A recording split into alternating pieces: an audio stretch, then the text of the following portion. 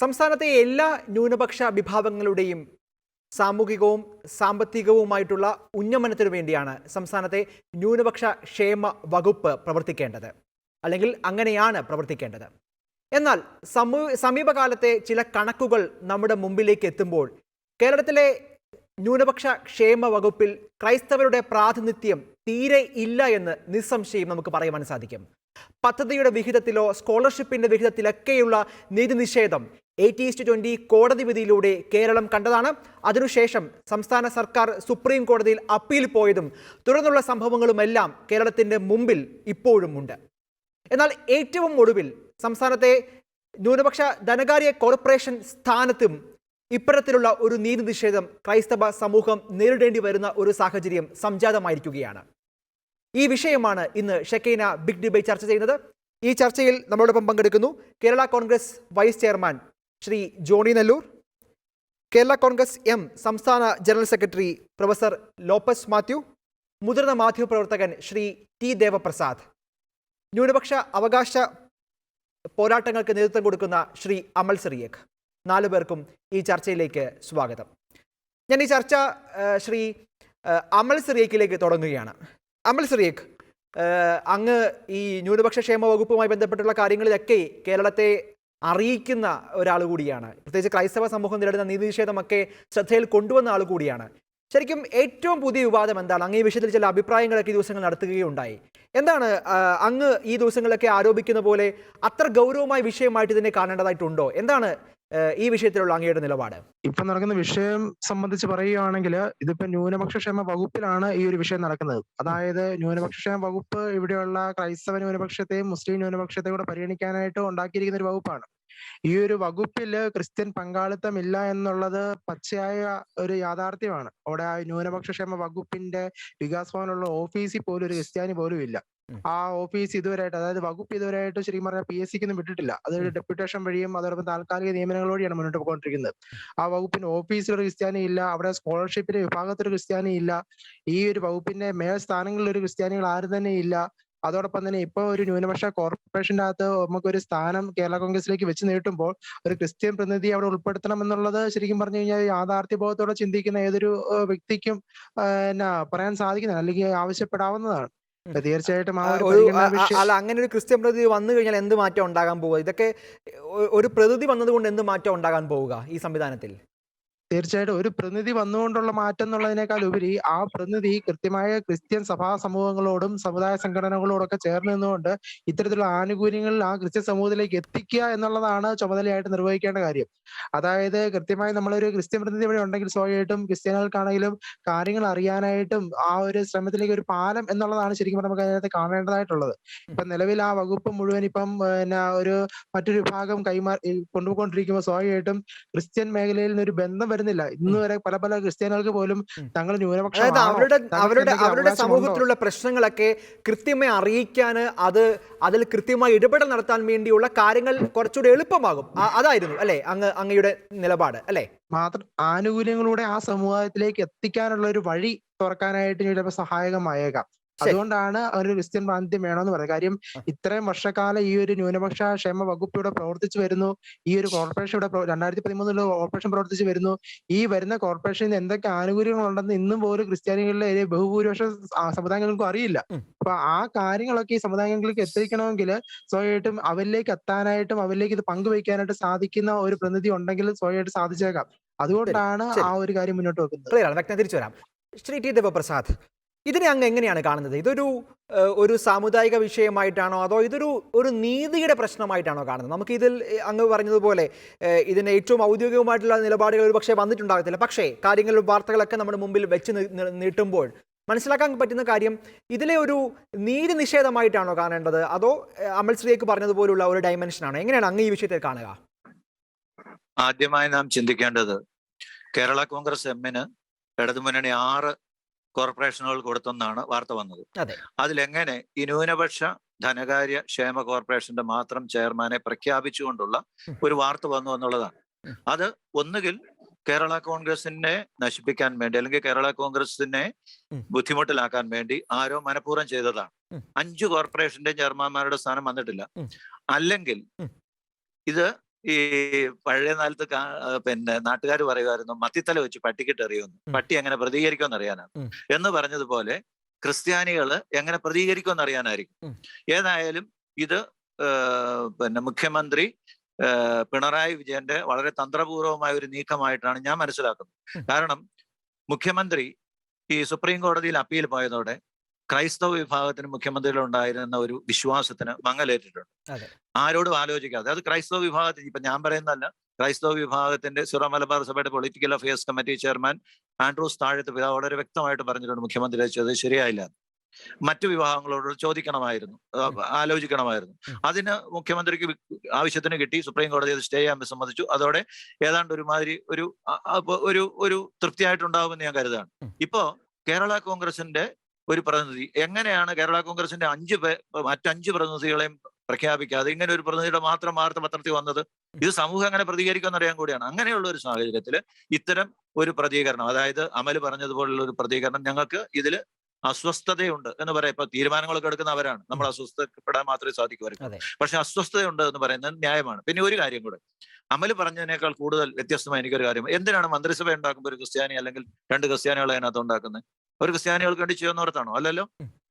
എന്തിനാണ് ഏത് പിന്നെ ഉന്നത പദവികൾ വരുമ്പോഴും ഒരു സാമുദായിക പ്രാതിനിധ്യം നോക്കുന്നത്? ഹൈക്കോടതി ജഡ്ജിമാരുടെ വന്നാല്, PSC മെമ്പർമാരുടെ വന്നാല് എന്തിനാണ് ഒരു സാമൂഹിക പ്രാതിനിധ്യം ഉണ്ടാക്കുന്നത്? അത് ആ സമുദായത്തിനുള്ള ഒരു അംഗീകാരം കൂടിയാണ്. ഇപ്പൊ അയാൾ അവിടെ ഇരുന്ന് ഒരു വർഗീയവാദിയായി പ്രവർത്തിക്കുമെന്ന് കരുതി അല്ല വെക്കുന്നത്. അപ്പൊ ഈ പർട്ടിക്കുലർ കോർപ്പറേഷനെ സംബന്ധിച്ചിടത്തോളം ഈ കോർപ്പറേഷൻ ഉണ്ടായതിനു ശേഷം ഇതുവരെ മുസ്ലിം സമുദായത്തിൽ നിന്നുള്ളവർ മാത്രമാണ് ഇതിന്റെ ചെയർമാൻമാരായിട്ടുള്ളത്. അപ്പൊ ഇത്തവണ ഏതായാലും അതിനെ സംബന്ധിച്ചൊക്കെ ഇതെല്ലാം പിന്നെ ക്രൈസ്തവ സമൂഹം ചൂണ്ടിക്കാണിച്ചതിന്റെ പശ്ചാത്തലത്തില് മുഖ്യമന്ത്രി ചില തീരുമാനങ്ങൾ എടുത്തു. ഇത്തവണ മുഖ്യമന്ത്രിയാണ് ന്യൂനപക്ഷ ക്ഷേമ വകുപ്പ് ഏറ്റെടുത്തത്.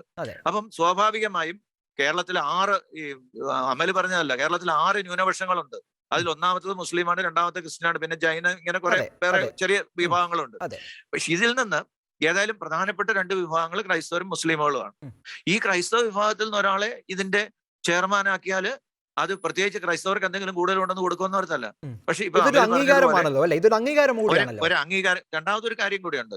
ക്രൈസ്തവ സമൂഹത്തിൽ ഇപ്പം അമൽ ചൂണ്ടിക്കാണിച്ച ഒരു സത്യമുണ്ട്. അവിടുത്തെ ഓഫീസിലെ ഒരു ഡെപ്യൂട്ടേഷൻ നിയമിച്ചിരിക്കുന്നതാണെങ്കിലും ഓഫീസിലെ നിയമനങ്ങൾ, അവിടെ ഇപ്പൊ ഒരു ക്രിസ്ത്യൻ ഉദ്യോഗസ്ഥനുണ്ടായാൽ എന്താണ് പ്രത്യേകമായിട്ട് ചെയ്യുന്നതെന്ന് ചോദിച്ചാൽ നമുക്ക് പറയാൻ പറ്റില്ല. അത് അയാളായിരിക്കും ചിലപ്പം ചെല്ലുന്ന അപേക്ഷകരെ കൂടുതൽ പീഡിപ്പിക്കാൻ നമുക്കറിയത്തില്ല. പക്ഷേ ഒരു സമീപിക്കാനുള്ള ഒരു ധൈര്യം കൂടുതൽ വരും ഈ പേരിനകത്തൊക്കെ. അതുണ്ടെന്നുള്ളത് സത്യമാണ്.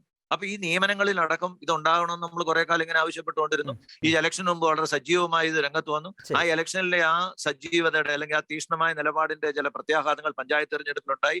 ആ പഞ്ചായത്ത് തെരഞ്ഞെടുപ്പ് ഉണ്ടായതിന്റെ അടിസ്ഥാനത്തിലാണ് കേരള കോൺഗ്രസ് എമ്മിനെ ഈ ഇടതുമുന്നണി വളരെ സ്വീകരിച്ചല്ല. ഇടതുമുന്നണിക്ക് കേരള കോൺഗ്രസ് എം ചെന്നാൽ അവരങ്ങോട്ട് അത്ഭുതങ്ങൾ പ്രവർത്തിക്കുന്നവർക്കൊന്നും സ്വീകരിച്ചല്ല. അപ്പൊ ഈ ഒരു പശ്ചാത്തലത്തിൽ ഇങ്ങനെ ചെല്ലുന്ന ഇതിൽ മാത്രമല്ല, കേരള കോൺഗ്രസിന് കിട്ടിയിരിക്കുന്ന വേറൊരു പോസ്റ്റിന്റെ കാര്യം ഞാൻ പറയാം.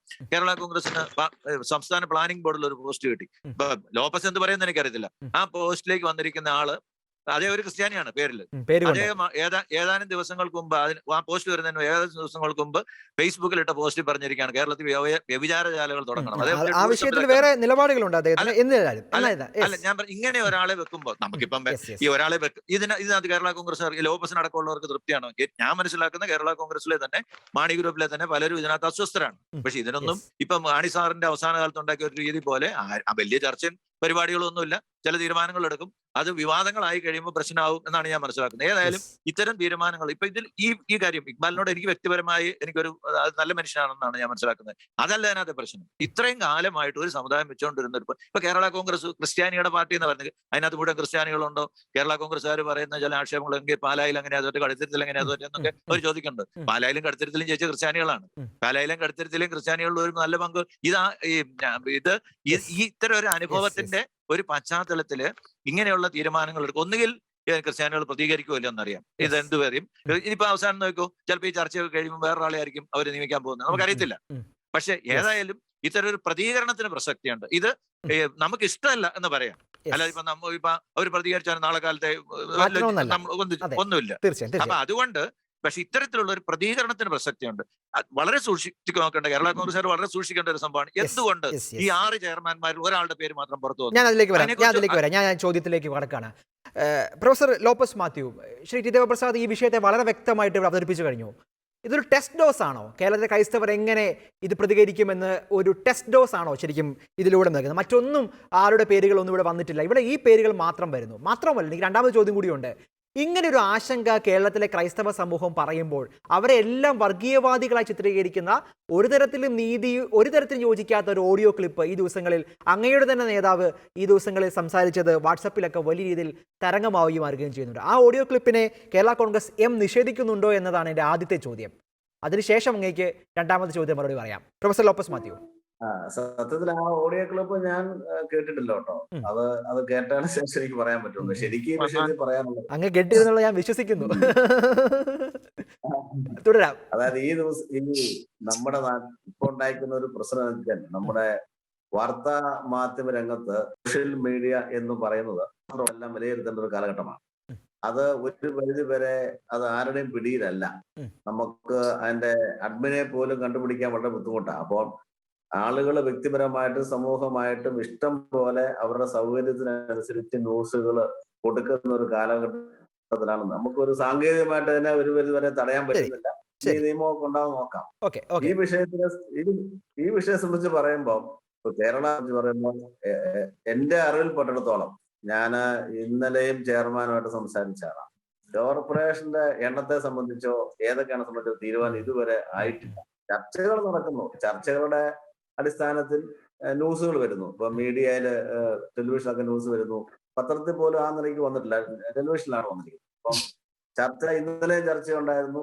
അപ്പൊ ആ കോർപ്പറേഷന്റെയും അല്ലെങ്കിൽ ബോർഡുകളുടെയും അല്ലെങ്കിൽ അതിന്റെ അംഗത്വത്തിന്റെയും ഒക്കെ സംബന്ധിച്ച് ചർച്ച പൂർത്തിയാകുന്നതിന് മുമ്പ് രാജ്യസഭയുടെ വിഷയം വന്നു. അപ്പം ഇന്നലെ കൂടുതലായിട്ട് മിനിഞ്ഞാന്നും ഇന്നലെയൊക്കെ രാജ്യസഭയാണ് ചർച്ച ചെയ്ത്. അപ്പം എന്റെ അറിവിൽ പൂർണ്ണമായിട്ടും ചർച്ച എത്ര എണ്ണം ഏതൊക്കെയാണെന്നുള്ള തീരുമാനമായിട്ടില്ല. നമ്പർ 1. നമ്പർ 2, ഈ ന്യൂസ് വരാനുള്ള ഒരു കാരണം എനിക്ക് തോന്നുന്നത് ഇത് INL കഴിഞ്ഞ കാലങ്ങളിൽ മുസ്ലിം ലീഗ്, അതിനുശേഷം ഇടതുപക്ഷത്താണ് INL, അവരുടെ കയ്യിലാണ് ഈ ന്യൂനപക്ഷ വികസന കോർപ്പറേഷൻ ഉള്ളത്. സ്വാഭാവികമായിട്ടും അത് രണ്ട് പ്രധാന ന്യൂനപക്ഷ നിലയ്ക്ക് മുസ്ലിംസും ക്രിസ്ത്യൻസും വരുമ്പോൾ കേരള സ്വാഭാവികമായിട്ടും അത് ചോദിക്കുക അല്ലെങ്കിൽ എടുക്കുക എന്നുള്ള ചോദ്യം ഉണ്ടാവും. അപ്പൊ അതനുസരിച്ചായി ന്യൂസ് വന്നത്.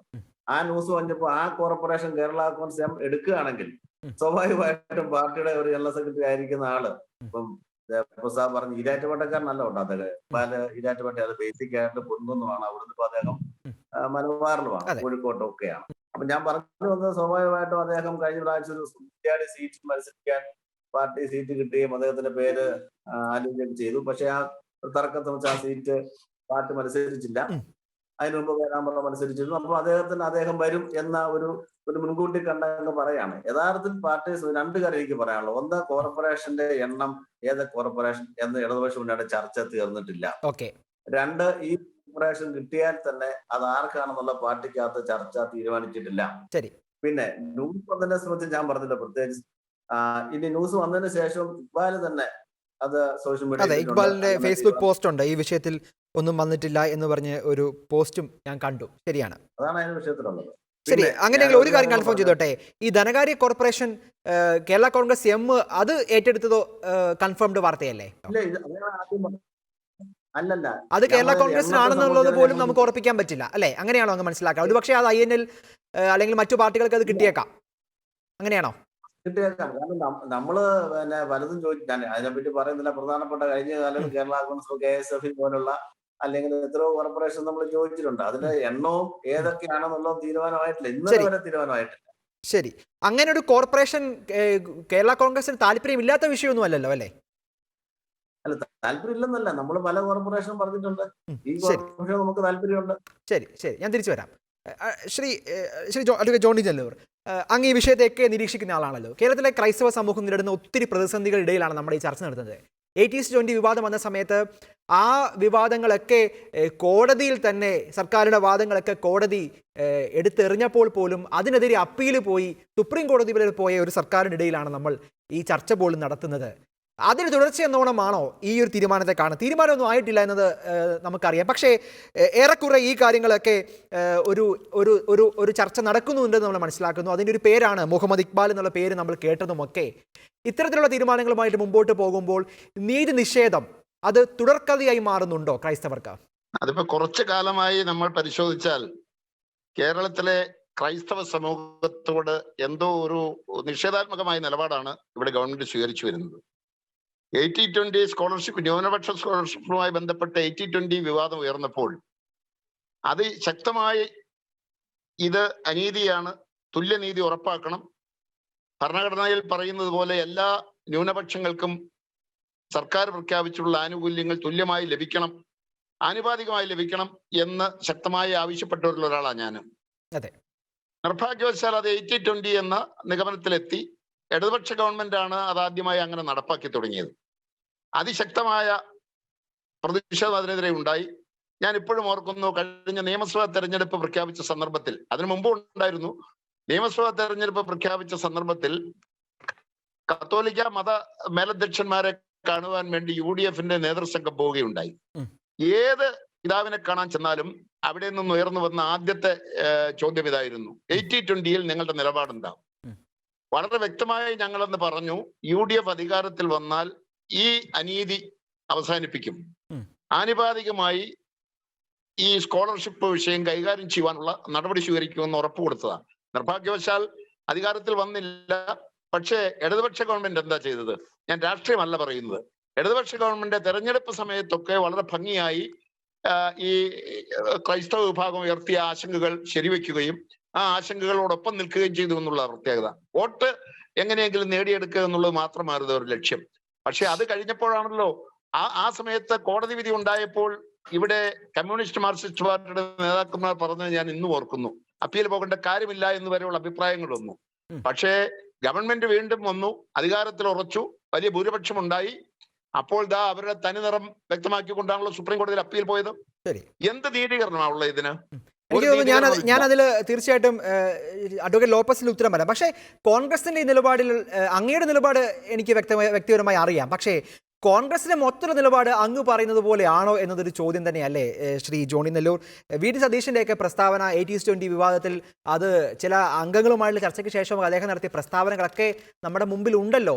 കോൺഗ്രസിന്റെ മൊത്തത്തിലുള്ള നിലപാട് അത്ര അനുകൂലമായിരുന്നു? അങ്ങ് പറയുന്ന പോലുള്ള അങ്ങയുടെ വ്യക്തിപരമായ നിലപാട് പോലെ നിലപാടായിരുന്നോ പാർട്ടിക്കുള്ളത് ആ വിഷയത്തിൽ?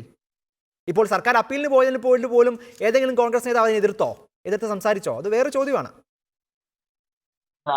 അത് കോൺഗ്രസ് പാർട്ടിയുടെ ഒരു പൊതുവായ സമീപനം എനിക്കറിയാം ഈ കാര്യത്തിൽ. കാരണം ഐക്യജനാധിപത്യ മുന്നണിയുടെ ഉന്നതാധികാര സമിതി യോഗം ചേരുമ്പോഴൊക്കെ തന്നെ ഈ വിഷയങ്ങൾ ഉയർന്നു വരാറുണ്ട്.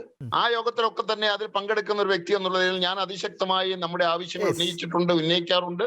അപ്പോഴൊക്കെ തന്നെ കോൺഗ്രസിന്റെ ഔദ്യോഗിക നേതൃത്വം അവിടെ വെളിപ്പെടുത്തുന്നത്, അവിടെ പറയുന്ന കാര്യങ്ങൾ ഞങ്ങൾ ഈ കാര്യത്തോടൊക്കെ നിങ്ങളോട് യോജിക്കുന്നു എന്നാണ്. പക്ഷെ പരസ്യമായി രംഗത്ത് വരുമ്പോൾ ചില നേതാക്കന്മാർക്ക് വ്യത്യസ്ത അഭിപ്രായങ്ങളുണ്ട്, ഞാൻ ഇല്ല എന്ന് പറയുന്നില്ല. പക്ഷെ അത് കോൺഗ്രസിന്റെ അഭിപ്രായമായി കാണാൻ കഴിയില്ല, വ്യക്തിപരമായ അഭിപ്രായങ്ങളായിട്ട് മാത്രമേ അതിനെ കാണാൻ കഴിയൂ. ഇവിടെയുള്ള പ്രശ്നം എന്താ? ഇവിടെ ഈ 80-20 മാത്രമാണോ? ഓരോ വിഷയങ്ങൾ എടുത്തു നോക്കിയാൽ, നിയമനങ്ങൾ എടുത്തു നോക്കിയാൽ, അങ്ങനെ ഓരോ വിഷയങ്ങൾ എടുത്തു നോക്കിയാലും നമുക്ക് വളരെ വ്യക്തമായി കാണാൻ കഴിയുന്ന എന്താ?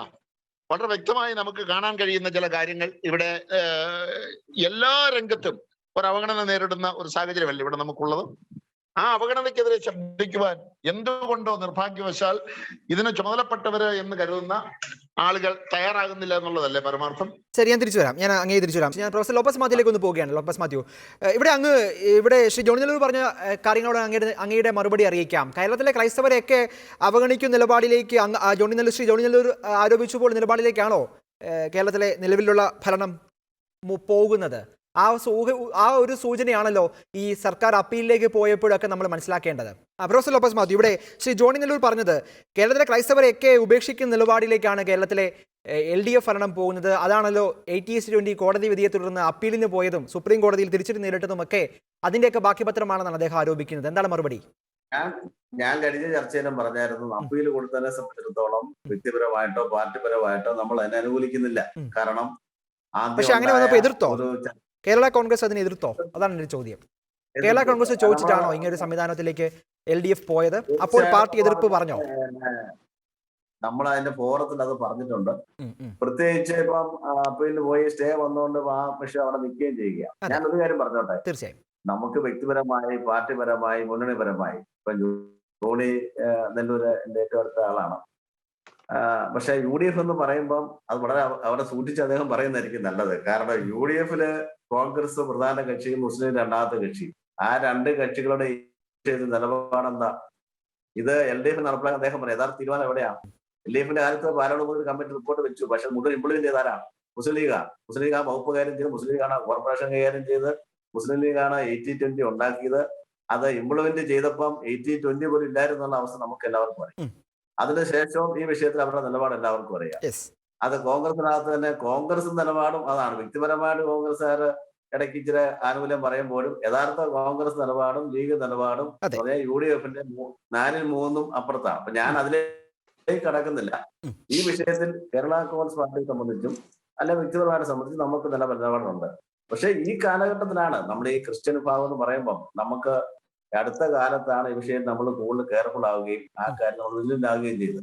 അപ്പൊ അതനുസരിച്ച് ഗവൺമെന്റിലും മുന്നണിയിലും രാഷ്ട്രീയ പാർട്ടികളിലും കാര്യങ്ങളും മാറ്റുന്നുണ്ട്. നീതിപൂർവമായ വിതരണം എന്ന് പറയുമ്പോൾ ജനസംഖ്യ ആനുപാതികമായിട്ടുള്ള വിതരണം, അത് സ്കോളർഷിപ്പ് ആയാലും ശരി മറ്റ് ആനുകൂല്യമായാലും ശരി ഉണ്ടാകണം എന്നുള്ള കാര്യത്തിൽ യാതൊരു സംശയവുമില്ല. ആ നിലപാടായിരിക്കും പാർട്ടിക്കുള്ളത്. പിന്നെ ഈ കോർപ്പറേഷൻ ഞാൻ പറഞ്ഞില്ല, കോർപ്പറേഷനെ സംബന്ധിച്ച ചർച്ച തീർന്നിട്ടില്ല. ആ കോർപ്പറേഷൻ നമുക്ക് കിട്ടുകയാണെങ്കിൽ അതിന്റെ തീരുമാനം പാർട്ടി എടുക്കും. ഓക്കെ, തീർച്ചയായും തിരിച്ചു തരാം. ശ്രീ അമൽ ശ്രീയേക്ക്, ഈ വിഷയം നമുക്ക് ഇങ്ങനെ ഇതൊരു ഔദ്യോഗിക നിലപാട് എത്തിയിട്ടില്ല എന്ന് നമുക്ക് അനുമാനിക്കാം. എന്നിരുന്നാൽ പോലും ഈ ഒരു ധനകാര്യ കോർപ്പറേഷനിലെ മുമ്പിലേക്ക് വന്നാൽ ശരിക്കും ഈ ധനകാര്യ കോർപ്പറേഷൻ്റെ പ്രവർത്തനങ്ങൾ എന്തൊക്കെയാണ്, എന്തൊക്കെ കാര്യങ്ങളാണ് ശരിക്കും ഈ കോർപ്പറേഷനിലൂടെ നടപ്പാക്കപ്പെടുന്നത്? പക്ഷേ ക്രൈസ്തവ സമൂഹത്തിനെ കുറിച്ച് വലിയ ധാരണയുണ്ടെന്ന് ഞാൻ കരുതുന്നില്ല. അമൽ ഈ വിഷയങ്ങളിലൊക്കെ സജീവം ഇടപെടുന്ന ആൾ കൂടിയായതുകൊണ്ട് ചോദിക്കുകയാണ്, എന്തൊക്കെയാണ് ശരിക്കും ഈ കോർപ്പറേഷൻ നൽകുന്ന സേവനങ്ങൾ എന്തൊക്കെയാണ്? ഈ കോർപ്പറേഷൻ 2013 രൂപീകരിക്കുന്നത്. 2013 തന്നെ ബഡ്ജറ്റ് 8.4 കോടി രൂപ മാറ്റിവെച്ചു. 2014 15 കോടിയാണ് മാറ്റിവെച്ചിരിക്കുന്നത്. 2015-16 59 കോടിയാണ് ഈ ധനകാര്യ കോർപ്പറേഷൻ മാറ്റിവെച്ചിരിക്കുന്നത്. പിന്നെ 16-17 15 കോടി, അങ്ങനെ തുടർ വർഷങ്ങളിലൊക്കെ 15 കോടിയോളം രൂപ ധനകാര്യ കോർപ്പറേഷനിലേക്ക് വേണ്ടി മാത്രമായിട്ടൊക്കെ 15 കോടിയോളം ഒരു ഫണ്ട് ഉള്ള ഒരു സ്ഥാപനമാണ് അല്ലേ? അത് കോർപ്പറേഷനാണ്. ഇടയ്ക്ക് 59 കോടിയൊക്കെയാണ് അതിന്റെ 2015-16 കാലഘട്ടത്തിലെ ബഡ്ജറ്റിൽ 59 കോടി എന്നാണ് കാണിച്ചിരിക്കുന്നത്. ശരി.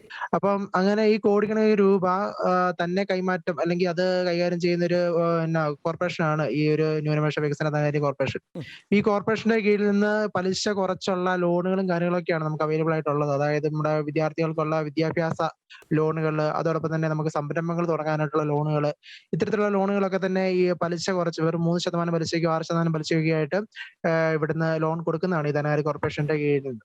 അപ്പം അത്രമാത്രം ഒരു പണം കൈമാറ്റം നടക്കുന്നത് മാത്രമല്ല, ഒരു സമുദായത്തിന്റെ വികസനത്തിന് വേണ്ടി പ്രവർത്തിക്കാനായിട്ട് ഉതകുന്ന രീതിയിലേക്ക് ഉള്ള കാര്യങ്ങൾ ചെയ്യാനായിട്ട് സാധിക്കുന്ന ഒരു കോർപ്പറേഷനാണിത്.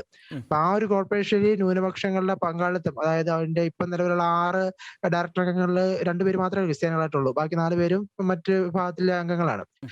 മാത്രമല്ല അതിന്റെ മേൽസ്ഥാനത്തൊക്കെ അതിന്റെ ഇപ്പം ചർച്ച നടന്നുകൊണ്ടിരിക്കുന്നു.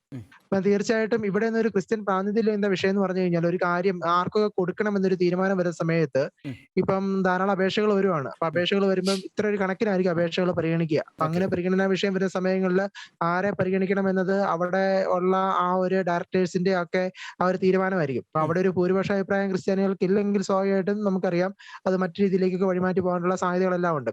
ഇതോടെ നമ്മൾ ചേർത്ത് ചിന്തിക്കണം എന്നാന്ന് പറഞ്ഞു കഴിഞ്ഞാൽ ഇപ്പം പലപ്പോഴും ഈ ഒരു വിഷയങ്ങൾ 80-20 ആട്ടെ ന്യൂനപക്ഷ വിഷയങ്ങളാട്ടെ അവിടെയൊക്കെ സംസാരിക്കുമ്പോൾ ഉയർന്നു വരുന്ന കാര്യമാണ് ഈ സച്ചാർ റിപ്പോർട്ട്, പാലുള്ള റിപ്പോർട്ട് അത് പ്രകാരമാണ് വന്നത്, അതുകൊണ്ട് അവർക്കാണ് എന്ന രീതിയിലേക്ക്. പക്ഷേ വിഷയം എന്തെന്ന് പറഞ്ഞു കഴിഞ്ഞാൽ ഈ സച്ചാർ റിപ്പോർട്ടും പാലുള്ള റിപ്പോർട്ടും ആരും വായിച്ചു നോക്കുന്നില്ല എന്നുള്ളതാണ് വിഷയം. ഈ സച്ചാർ റിപ്പോർട്ടിൽ പോലും കേരളത്തിലെ മുസ്ലിങ്ങളെ പറ്റി ഉള്ള പരാമർശങ്ങൾ വരും 4-5 പ്രസ്ഥാനങ്ങളിൽ മാത്രമേ ഉള്ളൂ. അതിലും പിന്നോക്കമായിട്ടുള്ള ഒരു പരാമർശം പോലെ നമുക്ക് കാണാൻ സാധിക്കുന്നില്ല എന്നുള്ളതാണ് യാഥാർത്ഥ്യം. കേന്ദ്ര സർക്കാരിന്റെ ഭാഗത്ത് നിന്ന് ഇതുപോലെ ധാരാളം പദ്ധതികളുണ്ട്, ഈ സ്കോളർഷിപ്പ് പദ്ധതികളുണ്ട്. ഇപ്പം വിളിച്ച pre metric post metric merit scholarship പദ്ധതികളുണ്ട്, അതോടെ മറ്റു പദ്ധതികളുണ്ട്, MSDP പോലെ പ്രൊജക്ട്സും ഉണ്ട്. ഇതൊന്നും തന്നെ ഒരു പ്രത്യേക വിഭാഗത്തിനായിട്ടോ അല്ലെങ്കിൽ അനുവാദ സ്വീകരണത്തിലൂടെ ഒന്നും അല്ല നീക്കി വെച്ചിരിക്കുന്നത്. ന്യൂനപക്ഷങ്ങൾക്കായിട്ട് പൊതുവായിട്ടാണ് ഇവർ കൊടുക്കുന്നത്. ഈ പൊതുവായിട്ട് കൊടുക്കുന്ന പദ്ധതികളിൽ പോലും സംസ്ഥാനങ്ങളിലേക്ക് ചെലവാക്കുന്ന പദ്ധതികളിൽ സംസ്ഥാനത്തിനും അതിൻ്റെതായ ഒരു 50% ഒരു പ്രാതിനിധ്യം വേണമെങ്കിൽ പറയാം. കാര്യം എവിടെ ചെലവാക്കണം, എങ്ങനെ ചെലവാക്കണം തീരുമാനിക്കുന്നത് കേരള സർക്കാരാണ്. അപ്പൊ നമ്മുടെ കേരളത്തിലേക്ക് വരുമ്പോൾ ഈ പ്രധാനമന്ത്രി ജനവികാസ് കാര്യക്രമം പോലുള്ള പദ്ധതിയിലുള്ള ചില ഒരു ക്രമക്കേടുകൾ ഞാനൊന്ന് സൂചിപ്പിക്കുകയാണ്. അതായത് ഈ പ്രധാനമന്ത്രി ജനവികാസ് കാര്യക്രമം എന്ന് പറഞ്ഞു കഴിഞ്ഞാൽ ഓരോ താലൂക്കിലേക്ക് 2 കോടി രൂപയോ അല്ല അധിക രൂപയും കൊടുത്തുകൊണ്ട് അവിടെ എന്തെങ്കിലും കാര്യങ്ങളൊക്കെ വികസന പ്രവർത്തനത്തിന് വേണ്ടി കൊടുക്കുന്ന ഒരു ഫണ്ടാണിത്. ഈ ഫണ്ട് പ്രകാരം കേരളത്തില് മദ്രസകൾ പണിയാൻ തന്നെ കൊല്ലം ജില്ലയിൽ 4 മദ്രസകൾക്ക് ഒരു മദ്രസയ്ക്ക് 2 കോടി രൂപ എസ്റ്റിമേറ്റ് എന്ന രീതിയിലേക്കൊക്കെയാണ് വെച്ചിരിക്കുന്നത്. കൊല്ലം ജില്ലയിൽ തന്നെ 4 മദ്രസകൾ പണിയാനായിട്ട് ഒരു മദ്രസയ്ക്ക് 2 കോടി രൂപ.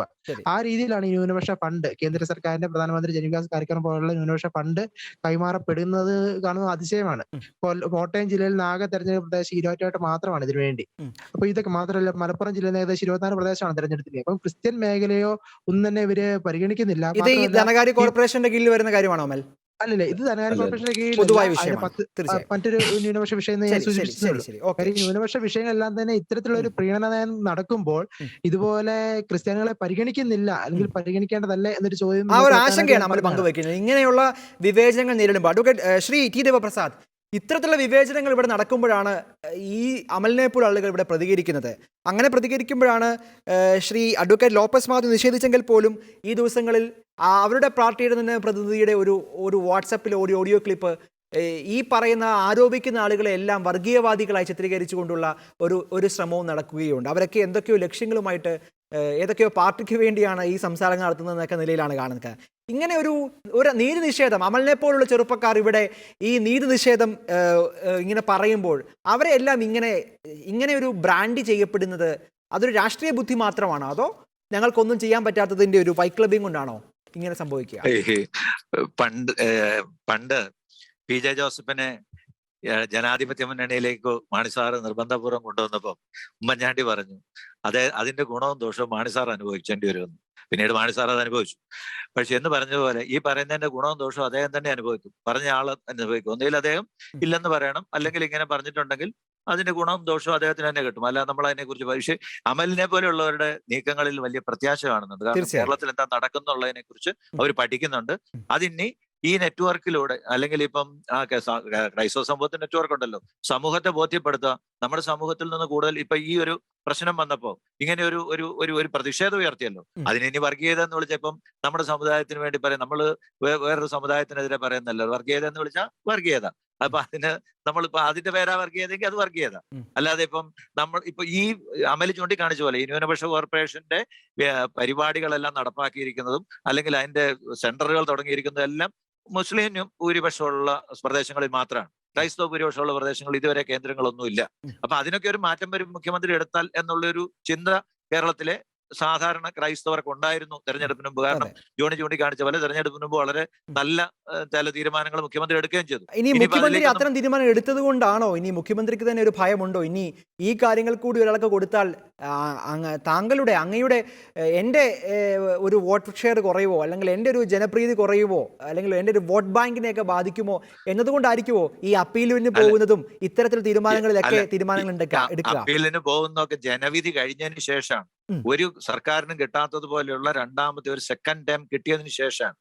അപ്പൊ അത് റിയലിസ്റ്റിക് ആയിട്ട് നോക്കി അത് അങ്ങനെയാകാൻ വഴിയില്ല. ആരെയെങ്കിലും പ്രീതിപ്പെടുത്തുക എന്നുള്ളതാകാനും അല്ലെങ്കിൽ അതിന്റെ പുറകിലൊക്കെ നമ്മളിപ്പം മുഖ്യമന്ത്രിയെ കുറിച്ചൊക്കെ ആരോപിക്കുന്നത് ശരിയല്ലല്ലോ. അതുകൊണ്ട് എന്താണെന്നൊന്നും നമുക്ക് പറയരുത്. ഏതായാലും നമുക്ക് സംശയിക്കാൻ ന്യായങ്ങളുണ്ട്. പിന്നെ ജോണി പറഞ്ഞതുപോലെ ഒരു ജോണിയെ കുറിച്ച് ലോപ്പസ് പറഞ്ഞതിനെ കുറിച്ച് എനിക്ക് ഒരു അഭിപ്രായമുണ്ട്. കാരണം UDF ഭരിച്ചാലും വലിയ വ്യത്യാസമൊന്നും ഞാൻ പ്രതീക്ഷിക്കുന്നില്ല. കാരണം അന്ന് ലീഗിന്റെ ഒരു മേധാവിത്വമാണ്. ഇപ്പൊ നമ്മൾ പറഞ്ഞു ലീഗാണ് നടത്തി, ജോണി പറഞ്ഞു അന്ന് ലീഗായിരുന്നു എന്നൊക്കെ പറഞ്ഞു, അല്ലെങ്കിൽ ലോപ്പസ് പറഞ്ഞു. ലോപ്പസിനും നമുക്ക് പറയാൻ പറ്റില്ല. അന്ന് മാണിസാറിനെ പോലെ ഒരു മഹാമേരു ക്യാബിനറ്റിലുണ്ട്. മാണിസാർ അറിയാതെ കേരള ക്യാബിനറ്റിൽ ഒരു സംഭവം നടക്കിയല്ല. പക്ഷെ മാണിസാർ ഇതിനൊക്കെ സമ്മതിച്ചു. അപ്പൊ അതിനകത്തൊന്നും നമ്മൾ ഈ ആരും അങ്ങനെ കൈ കഴുകണ്ട. ഇപ്പൊ ആര് വന്നാലും ഇപ്പൊ ഇതിന് ഇത്രയേ ഉള്ളൂ, അമലിനെ പോലെയുള്ള അല്ലെങ്കിൽ ഇതുപോലെയുള്ള യുവാക്കൾ ഉണർന്നിട്ട് സമുദായത്തിന്റെ കാര്യം പറയണം. ഇല്ലെങ്കിൽ നമ്മുടെ ജനങ്ങൾ മനസ്സിലാക്കും. ഇപ്പൊ ഈ പറഞ്ഞ പോലെ അതുകൊണ്ട് ക്രിസ്ത്യാനിയുടെ മുഴുവൻ വോട്ട് ഇപ്പൊ അമലിന് കിട്ടത്തില്ല, അല്ലെങ്കിൽ ജോസ് കെ മാണിക്ക് നഷ്ടപ്പെടും, അതുമില്ല. ജോസ് കെ മാണിയുടെ കൂടെയുള്ള ജോസ് കെ മാണിയുടെ പിന്നെ ആൾക്കാരായിട്ടുള്ള ആൾക്കാർ അവിടെ തന്നെ നിൽക്കുള്ളൂ, അവരും വിട്ടുപോകത്തൊന്നുമില്ല. പക്ഷെ ഒരു കാര്യം, അവരല്ല ഇലക്ഷന്റെ റിസൾട്ട് തീരുമാനിക്കുന്നത് നിശബ്ദമായ ഒരു ഒരു വോട്ടർ സംഖ്യയുണ്ട്. അവരിത് കാണും, അവരിതിനെ പ്രതികരിക്കും. അല്ലാതെ ഇപ്പൊ അതുകൊണ്ട് ഇവർക്ക് പകരം മറ്റവരെ വ്യക്തിയെ കിട്ടും എന്നല്ല. അങ്ങനെ മറ്റവരവരുടെ ക്രെഡിബിലിറ്റി തെളിയിക്കുവാണെങ്കിൽ ചിലപ്പം ഒരു ഓൾട്ടർനേറ്റീവ്. പിന്നെ ഒരെണ്ണം വലിയ ബുദ്ധിമുട്ടാകുമ്പോഴാണല്ലോ വേറെണ്ണം പരീക്ഷിച്ച് നോക്കുന്നത്. അതും വലിയ വ്യത്യാസമൊന്നും നമുക്ക് കിട്ടിയിട്ടില്ല. ഇതിനുണ്ടാകേണ്ടത് ഇങ്ങനെയുള്ള കാര്യങ്ങളെ കുറിച്ച് സമുദായം ബോധ്യപ്പെട്ടിട്ട് സമുദായത്തിലെ അംഗങ്ങൾ അപേക്ഷിക്കുക. പിന്നെ കിട്ടാതെ വരുമ്പം ഇങ്ങനെയുള്ള കാര്യങ്ങളുടെ കൃത്യമായ കണക്കുകൾ പറയാം. ഞങ്ങൾ ഇത്ര പേരെ അപേക്ഷിച്ചു, ഇത്ര പേർക്ക് തന്നുള്ളൂ, മറ്റവർക്ക് ഇത്ര പേർക്ക് കൊടുത്തു. അത് ലോകത്തോട് പറയാമല്ലോ. മാധ്യമങ്ങളൊന്നും കൊടുത്തില്ലെങ്കിലും ഇപ്പൊ ഷെക്കീന പോലെയുള്ള ചാനലുകളുണ്ടല്ലോ, കുറെ പേർ അറിയുമല്ലോ. നാട്ടില് ഇങ്ങനെ ഇതും ഒരു പൊതുജനങ്ങളുടെ ശ്രദ്ധയിൽ കൊണ്ടുവരണം. പൊതുജനങ്ങളുടെ ശ്രദ്ധയിൽ കൊണ്ടുവരുമ്പോൾ സമൂഹം ഉണരും. നമ്മൾ എന്തിനാ ഇങ്ങനെ അനീതി നമ്മൾ ഈ അനുഭവിക്കുന്നത്, എന്തുകൊണ്ടാണ് ഞങ്ങൾ ഇങ്ങനെ ഈ വരുന്നവരോട്. ഇപ്പം ജോണി പറഞ്ഞില്ലേ, കഴിഞ്ഞ തവണ ചെന്ന എല്ലാ UDF നേതാക്കളോടും ചോദിച്ചു, നിങ്ങൾ 80-20 എന്തായിരിക്കും നിങ്ങളുടെ നിലപാട്? അങ്ങനെ ചോദിച്ചെന്താ? ഇവിടെ സമൂഹത്തിലുണ്ടായ ഒരു കോൺഷ്യന്റൈസേഷൻ കൊണ്ടല്ലേ. അല്ലെങ്കിൽ ഇതിനു മുമ്പ് വോട്ടെടുക്കും പോയിട്ടില്ല എന്ന് ചോദിച്ചിട്ടുണ്ടോ? ഇല്ലല്ലോ. അപ്പൊ ഇങ്ങനെ ഒരു കോൺഷ്യന്റൈസേഷൻ, ഇപ്പൊ അദ്ദേഹം കൃത്യം കണക്കുകളല്ലേ പറഞ്ഞത്. ഇത് മാത്രമല്ല, ഈ ന്യൂനപക്ഷ ധനകാര്യ കോർപ്പറേഷന്റെ ഈ പദ്ധതികൾ തയ്യാറാക്കുന്നതിൽ, ഇപ്പൊ ഇവിടെ അമൽ പറഞ്ഞ ഈ പദ്ധതികൾ തയ്യാറാക്കുന്നതിൽ ഈ ഇതെല്ലാം ഒരു സമൂഹത്തെ മാത്രം ഓറിയന്റ് ചെയ്തുള്ള പദ്ധതികളാണ് തയ്യാറാക്കിയിരിക്കുന്നത്. മദ്രസ പണിയാൻ കാശ് കൊടുത്തോണ്ടിരിക്കുന്നു എന്ന് പറയുന്നു. എങ്ങനെ ന്യായീകരിക്കാൻ പറ്റും അതൊക്കെ? ഇതൊക്കെ പറഞ്ഞു കഴിഞ്ഞാൽ അവിടെ നമ്മൾ വർഗീയത പറയാന്ന് പറയും. അല്ലെങ്കിൽ നമ്മളെ സോഷ്യൽ മീഡിയയിൽ ആക്രമണം ഉണ്ടാവുമായിരിക്കും. പക്ഷെ ഒരു കാര്യമാണ്, നമുക്ക് നമ്മുടെ ഒരു സമൂഹത്തിന് വേണ്ടി ചിന്തിക്കാനുള്ള ഒരു ബാധ്യത. അത് മറ്റൊരു സമൂഹത്തിനെതിരായിട്ടല്ല. നമ്മൾ പറഞ്ഞ എന്താ 80-20 പോയിട്ട് ജനസംഖ്യാനുപാതികമായിട്ട് ഇപ്പം കേരളത്തിലെ ക്രൈസ്തവരുടെ ജനസംഖ്യ കുറഞ്ഞുകൊണ്ടിരിക്കുക. പേടിക്കാനൊന്നുമില്ല, കുറെ കഴിയുമ്പോൾ 80-20 ഒക്കെ ആയാലും കുറഞ്ഞു പോകുമായിരിക്കും എന്നായിരിക്കും തോന്നുന്നത്. അങ്ങനെയാണ് കാര്യങ്ങൾ ഇപ്പോഴത്തെ ഒരു പോക്ക്. പക്ഷേ ഈ ഒരു അവസ്ഥ ജനസംഖ്യാനുപാതികമായിട്ട് എന്ന് പറയണമെന്നുള്ളത് എന്ത് അനീതിയാ ഉള്ളത്? എന്ത് വർഗീയത അതിനകത്തുള്ളത്? ഈ ഒരു വർഗീയതയില്ല. പക്ഷെ വർഗീയത എന്ന് വിളിക്കുന്നു. അങ്ങനെ പറയുന്നവരെ വർഗീയവാദികൾ എന്നൊക്കെ വിളിക്കുമ്പോൾ ഞാനും കണ്ടു ഇതിന്റെ ഒരു, ഞങ്ങൾ പാലായിൽ എങ്ങനെയാ തോറ്റത്, കടുത്തിരുത്തിൽ എങ്ങനെയാ തോറ്റത് എന്നൊക്കെ അവര് തന്നെ ആത്മശോധന ചെയ്യണം. വളരെ ക്ലിയർ ആണ് ശ്രീ ദേവപ്രസാദ്. ശ്രീ ജോണി നെല്ലൂർ, അങ്ങനെയൊക്കെ ഞാൻ തിരിച്ചു വരികയാണ്. കേരളത്തിലെ ക്രൈസ്തവ സമൂഹം കോൺഗ്രസിൽ നിന്ന് വലിയ രീതിയിൽ അകലുകയാണ് എന്നൊരു ചർച്ചയാണ് ഈ സാമൂഹിക മാധ്യമങ്ങളിലൊക്കെ നമ്മൾ കാണുന്നതും കേൾക്കുന്നതുമൊക്കെ. പ്രത്യേകിച്ച് അങ്ങയുടെ നിലപാടിനെ ഞാൻ മാറ്റി നിർത്തിക്കൊണ്ട് പറയുകയാണ്, കേരളത്തിലെ കോൺഗ്രസിൻ്റെ പൊതുവേ ഒരു നിലപാടുകൾ, പ്രത്യേകിച്ച് പാലാ ബിഷപ്പുമായി ബന്ധപ്പെട്ട വിഷയങ്ങളിലൊക്കെ കോൺഗ്രസ് എടുക്കുന്ന ചില നിലപാടുകൾ ക്രൈസ്തവ സമൂഹത്തെ കുറച്ച് ആശങ്കപ്പെടുത്തുന്നുണ്ടെന്നുള്ള കാര്യമൊക്കെ അങ്ങേക്കും അറിയാവുന്ന കാര്യമാണല്ലോ.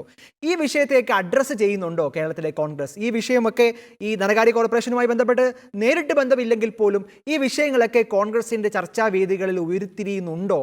അങ്ങനെയുള്ള ഇടപെടലിലൊക്കെ അങ്ങ് എന്ത് നിലപാടാണ് എടുക്കാറുള്ളത് ഇത്തരം ചർച്ചാവേദികളിലൊക്കെ? ഇവിടെ ഇപ്പൊ കോൺഗ്രസ് എന്ത് നിലപാട് സ്വീകരിക്കുന്നു, മാർക്സിസ്റ്റ് പാർട്ടി എന്ത് നിലപാട് സ്വീകരിക്കുന്നു, ഇടതുപക്ഷ മുന്നണി എന്ത് നിലപാട് സ്വീകരിക്കുന്നു, അതൊരു വശമാണ്. അതിനേക്കാൾ ഉപരി നമ്മുടെ ആവശ്യങ്ങൾക്ക് വേണ്ടി നേടിയെടുക്കുവാൻ വേണ്ടി നമ്മൾ എന്ത് ചെയ്യുന്നു, അതല്ലേ പ്രധാനമായിട്ട്. നമ്മുടെ ഇപ്പോ തെരഞ്ഞെടുപ്പ് സമയത്ത് ചെല്ലുമ്പോൾ പറയും, ഒരുമിച്ച് നിന്ന് പറയുന്നുണ്ട്, എവിടെ ചെന്നാലും ഒരേ സ്വരമാണ്. അത് കഴിഞ്ഞ് ഒരു ഗവൺമെന്റ് അധികാരത്തിൽ വന്നാൽ ആ ഒരുമിച്ച് നിന്ന് ഒരേ സ്വരത്തിൽ പറയുവാൻ നമ്മുടെ ക്രൈസ്തവ മേലധ്യക്ഷന്മാർക്ക് കഴിയുന്നുണ്ടോ? അങ്ങനെ പറയുന്നവരെ പ്രോത്സാഹിപ്പിക്കുവാൻ ഇവരെന്തെങ്കിലും ചെയ്യുന്നുണ്ടോ? അങ്ങനെ പറയുന്നവരെ മറ്റുള്ളവർ ഒറ്റപ്പെടുത്തുമ്പോൾ അവർക്ക് സംരക്ഷണം കൊടുക്കുവാൻ ഈ മതമേലധ്യക്ഷന്മാർ തയ്യാറുണ്ടോ? ഇങ്ങനെയുള്ള കാര്യങ്ങൾ നമ്മൾ ചർച്ച ചെയ്യേണ്ടത്. ഇവ അല്ലാതെ വൈകാരികമായി ചില സന്ദർഭങ്ങളിൽ ചില അഭിപ്രായ പ്രകടനങ്ങൾ നടത്തുന്നു എന്നുള്ളത് ഒഴിച്ചാൽ ഒരുമിച്ച് നമ്മുടെ സമുദായത്തിന്റെ താല്പര്യങ്ങൾ സംരക്ഷിക്കുവാൻ നമുക്ക് കർമ്മ പദ്ധതികൾ ആവിഷ്കരിക്കണം. ചിന്തിക്കാറുണ്ടോ? ഇല്ല. നൈമിഷികമായ ചില കാര്യങ്ങൾ എടുത്ത് അതിന്മേലുള്ള ഒരു ചർച്ചയല്ലാതെ അതിലപ്പുറമൊന്നുമില്ല. പാലാ ബിഷപ്പിന്റെ കാര്യത്തിൽ തന്നെ എന്താ കേരളത്തിലെ കത്തോലിക്ക സഭ ഇപ്പൊ KCBC ഒരു പ്രമേയം പാസ്സാക്കി എന്നുള്ളത് കൊണ്ട് മാത്രമാണോ? സ്വകാര്യ സംഭാഷണത്തിൽ എന്താ പല ആളുകളും പറഞ്ഞത് എനിക്കറിയാം, ഞാൻ അതോട് വെളിപ്പെടുത്താൻ ആഗ്രഹിക്കുന്നില്ല. സ്വകാര്യ സംഭാഷണത്തിൽ പാലാ പിതാവിന് പരിപൂർണ്ണ പിന്തുണ കൊടുക്കുവാൻ നമ്മുടെ കത്തോലിക്ക സഭ പോലും പൂർണ്ണമായി തയ്യാറായിട്ടുണ്ടോ? KCBCക്ക് അപ്പുറത്ത് ആരാണ് ശ്രീ ജോണി നെല്ലൂർ സംസാരിക്കേണ്ടത്? KCBCക്ക് അപ്പുറം ആരാണ് പിന്തുണ കൊടുക്കേണ്ടത്? KCBC എന്ന് പറഞ്ഞാൽ ഇതിന്റെ അവസാന വാക്കാണ് ശ്രീ ജോണി നെല്ലൂർ. ഇല്ല, വ്യക്തിപരമായ ആരുടെ പേര് ഞാൻ ഇവിടെ ഉപയോഗപ്പെടുത്തുന്നില്ല. ശരി, എനിക്ക് സുഹൃത്ത് സംഭാഷണത്തിൽ നമ്മുടെ പല ആളുകളും നമ്മുടെ സഭയുടെ അധികൃതർ പോലും അങ്ങനെ അഭിപ്രായം പറഞ്ഞത് അത് പറയണമായിരുന്നോ, അത് വേണമായിരുന്നോ, അത് ഒഴിവാക്കരുതായിരുന്നോ എന്നൊക്കെ അങ്ങനെയെങ്കിൽ ആത്യന്തികമായ എന്താണ് പാലാ അഭിമന്യ പിതാവ് ഉദ്ദേശിച്ചത് എന്നുള്ള കാര്യത്തെ സംബന്ധിച്ചല്ലേ ഇവിടെ ന്യൂനപക്ഷ വികസന കോർപ്പറേഷനുമായി ബന്ധപ്പെട്ടാണല്ലോ ചർച്ച നടക്കുന്നത്. തീർച്ചയായും ആ ചർച്ചയിൽ ഇപ്പോ ഇവിടെ അമൽ നന്നായി കാര്യങ്ങൾ പഠിച്ചു പറഞ്ഞു. ഈ കാര്യങ്ങളൊക്കെ നമുക്കറിയാം. പക്ഷെ പല കാര്യങ്ങളും ഞങ്ങളെപ്പോലുള്ള ആളുകൾക്ക് പരസ്യമായി പറയാൻ ചിലപ്പോൾ ബുദ്ധിമുട്ടുകളുണ്ടാവും, പരിമിതികളുണ്ടാവും. പരിമിതികൾക്കപ്പുറത്ത് ഇത് പറയണമെങ്കിൽ എന്താ വേണ്ടത്? ഞങ്ങളിത് പറഞ്ഞാൽ ഞങ്ങളെ പ്രൊട്ടക്ട് ചെയ്യാൻ ആള് വേണം. ഞങ്ങൾക്ക് അപകടം ഉണ്ടായാൽ, ഞങ്ങളുടെ സ്ഥിതി അപകടത്തിലേക്ക് പോയാൽ ഞങ്ങളെ സംരക്ഷിക്കും, ഞങ്ങളുടെ സമുദായം ഞങ്ങൾ സംരക്ഷിക്കും എന്നുള്ളൊരു ബോധ്യം ഞങ്ങൾക്ക് ഉണ്ടാകണം. അതുണ്ടായിട്ടില്ല എന്നുള്ളത് എന്റെ പരാതി. കാലങ്ങളായി എന്നെപ്പോലുള്ള ആളുകൾ അനുഭവിക്കുന്ന ബുദ്ധിമുട്ടതാ. ഇപ്പോ ഭഗവാന് ദേവപ്രസാദ് പറഞ്ഞല്ലോ, ഇപ്പൊ ലോപ്പസ് ഇപ്പോഴത്തെ ഗവൺമെന്റിനെ മാത്രമായിട്ടല്ല ഞാൻ പറയുന്നത്. കഴിഞ്ഞ ഗവൺമെന്റിൽ എന്തായിരുന്നു? കഴിഞ്ഞ UDF ഗവൺമെന്റ് കാലത്തൊക്കെ കേരളമാകെ ചർച്ച ചെയ്തിരുന്നത് 3 കുഞ്ഞുമാണിയും കുഞ്ഞാലിക്കുട്ടിയുമാണ് ഭരിക്കുന്നതെന്നല്ല എല്ലാവരും പറഞ്ഞത്. അപ്പൊ മാണി സാറിന്റെ കാലത്ത് ഇവര് 3 പേരും ആലോചിക്കാതെ ഒരു കാര്യവും ചെയ്തിട്ടില്ല. അപ്പൊ അന്നത്തെ കാര്യങ്ങൾ ചർച്ച ചെയ്യുമ്പോൾ അതുകൂടി കണക്കിലെടുക്കണം. അല്ലാതെ ഇപ്പോൾ ഉള്ളവരുടെ പരാജയമാണ്. ഇവിടെ കോൺഗ്രസിനെ സംബന്ധിച്ച് പറയുമ്പോൾ എനിക്കൊരു അഭിപ്രായ വ്യത്യാസമുള്ളത്, കോൺഗ്രസിനെ അടച്ചു നമ്മൾ പറയാൻ പാടില്ല. ഇത് സംബന്ധിച്ചുള്ള ചർച്ചകളൊക്കെ നടന്നപ്പോൾ വളരെ വ്യക്തമായി നമ്മളെക്കാൾ ആവേശത്തോടു കൂടി നമുക്ക് വേണ്ടി സംസാരിച്ച കോൺഗ്രസിന്റെ ഉന്നത നേതാക്കന്മാരുണ്ട്, എനിക്കറിയാം. അത് കോൺഗ്രസിന്റെ നിലപാടാണ്, അതാണ് കോൺഗ്രസിന്റെ നിലപാട്, അല്ലാതെ വ്യക്തിപരമായ ആരെങ്കിലും പറയുന്ന. പക്ഷേ ചെയ്യുമ്പോൾ മറ്റൊരു കോർപ്പറേഷന് ന്യൂനപക്ഷങ്ങളെ അല്ലെങ്കിൽ മുന്നോക്ക വിഭാഗത്തെ ഉദ്ദേശിച്ച് മാത്രം രൂപീകരിച്ച മുന്നോക്ക വികസന കോർപ്പറേഷൻ ഉണ്ട്. മുന്നോക്ക വികസന കോർപ്പറേഷൻ രൂപീകരിച്ചിട്ട് അതിന് ക്യാബിനറ്റ് പദവിയും കൊടുത്തു. ബഹുമാനായ അന്തരിച്ചുപോയ ബാലകൃഷ്ണപിള്ള സാർ ആയിരുന്നു അതിന്റെ ചെയർമാൻ. ഇപ്പോ അത് ഒഴിഞ്ഞു കിടക്കുക. ഞാൻ ചോദിക്കട്ടെ, മുന്നോക്ക വികസന കോർപ്പറേഷനിൽ മുന്നോക്ക വിഭാഗത്തിൽപ്പെട്ട ഏതെങ്കിലും ഒരു സമുദായത്തിൽ നാളെ വെച്ചാൽ പോരെ? എന്റെ അഭിപ്രായത്തിൽ ഈ ഗവൺമെന്റ് ഉണ്ടെങ്കിൽ, അല്ലെങ്കിൽ കേരള കോൺഗ്രസ് ജോസ് കെ മാണി വിഭാഗത്തിന് താല്പര്യമുണ്ടെങ്കിൽ, മുന്നോക്ക വികസന കോർപ്പറേഷൻ ഒരു മുന്നോക്ക വിഭാഗമായ ന്യൂനപക്ഷത്തിലെ അല്ലെങ്കിൽ സാമ്പത്തികമായി പിന്നോക്കം നിൽക്കുന്നവരെ സഹായിക്കാൻ വേണ്ടി കൂടി രൂപം കൊണ്ടിട്ടുള്ള ഒരു കോർപ്പറേഷൻ എന്നുള്ള നിലയിൽ അതിന്റെ അധ്യക്ഷ സ്ഥാനത്തേക്ക് ഒരു ക്രൈസ്തവൻ നല്ല തെറ്റ് ആലോചിക്കണ്ടേ? ശരി, അതും ആലോചിക്കണ്ടേ നമ്മള്? അതും വേണം. ഞാൻ പറഞ്ഞത് ഒരു സമുദായത്തിന് മുന്നോക്കമാണെങ്കിൽ അത് ഒരു പ്രത്യേക സമുദായത്തിന് ആ നിലപാട് മാറണം. അതാണ് എന്റെ അഭിപ്രായം. ശരി, ശ്രീ ജോണി നെല്ലൂർ, ശക്തമായ അഭിപ്രായം, ആ നിലപാട് മാറണം. തീർച്ചയായും അങ്ങയുടെ നിലപാട് സ്വാഗതാർഹമാണ്. അതായത് ഒറ്റ വാക്കിൽ പറഞ്ഞാൽ ഇവിടെ കേരളത്തിൽ ആര് ഭരിച്ചാലും ഈ കാര്യങ്ങളൊക്കെ ഏറെക്കുറെ സമാനമായിട്ട് തന്നെയാണ് പോകുന്നത്. വിദ്യാഭ്യാസ വകുപ്പ് UDF-ന്റെ കാലത്ത് എങ്ങോട്ട് ഏത് വശത്തേക്ക് പോകുന്നൊക്കെ നമുക്കറിയാമല്ലോ. ഇങ്ങനെ ആര് ഭരിച്ചാലും കേരളത്തിലെ അവസ്ഥ സമാനമായി മാറുന്നുണ്ട് എന്നത് വളരെ വേദനിപ്പിക്കുന്ന ഒരു കാര്യം തന്നെയാണ്. ശ്രീ അമൽ ശ്രീക്ക് ചർച്ചയുടെ അവസാന ഘട്ടത്തിലേക്ക് നമ്മൾ കടക്കുകയാണ്. ഇവിടെ ശ്രീ ജോണി നെല്ലൂർ വളരെ പ്രസക്തമായ ഒരു കാര്യം പറഞ്ഞിട്ടുണ്ട്. അതായത് ഇത്തരത്തിലുള്ള കാര്യങ്ങൾ സമൂഹത്തിൻ്റെ മുമ്പിലേക്ക് അവതരിപ്പിക്കുന്നതിന് കേന്ദ്ര സഭാ സമൂഹങ്ങളൊക്കെ കുറച്ചുകൂടി ജാഗ്രത പുലർത്തേണ്ടതായിട്ടുണ്ട്. ന്യൂനപക്ഷ അവകാശങ്ങളെക്കുറിച്ചോ സ്കോളർഷിപ്പുകളായിക്കോട്ടെ, ഈ കാര്യങ്ങളൊക്കെ കുറിച്ചുള്ള അവബോധങ്ങൾ നമുക്ക് നൽകുന്നില്ല. അപ്പോൾ ആ കാര്യങ്ങളല്ലേ ശ്രദ്ധിക്കേണ്ടത്, അല്ലാതെ ആ അധ്യക്ഷ സ്ഥാനത്തേക്ക് ആര് വരുന്നു എന്നതിനേക്കാൾ അധികമായി നമ്മൾ ചിന്തിക്കേണ്ടത് ഇത്തരത്തിലുള്ള അവകാശങ്ങളെക്കുറിച്ചുള്ള ബോധവൽക്കരണമല്ലേ? ശ്രീ ജോണി നെല്ലൂരിൻ്റെ ആ നിലപാടിനെ എങ്ങനെ സ്വാഗതം ചെയ്യുന്നു ശ്രീ അമൽ സിറിയക്?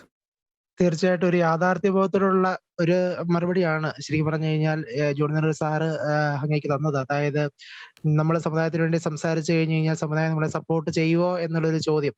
അതിൽ ശരിക്കും പറയുക യാഥാർത്ഥ്യബോധമുണ്ട്. അതിനകത്തെ ഒരു പ്രത്യേകത എന്ന് പറഞ്ഞു കഴിഞ്ഞാൽ പലപ്പോഴും അങ്ങനെ ഒരു അനുകൂല സമീപനം കിട്ടുന്നുണ്ടോ എന്നുള്ളത് പലപ്പോഴും സംശയമാണ്. പക്ഷെ നമ്മൾ കൊടുക്കേണ്ടത് നമ്മുടെ കടമയാണ്.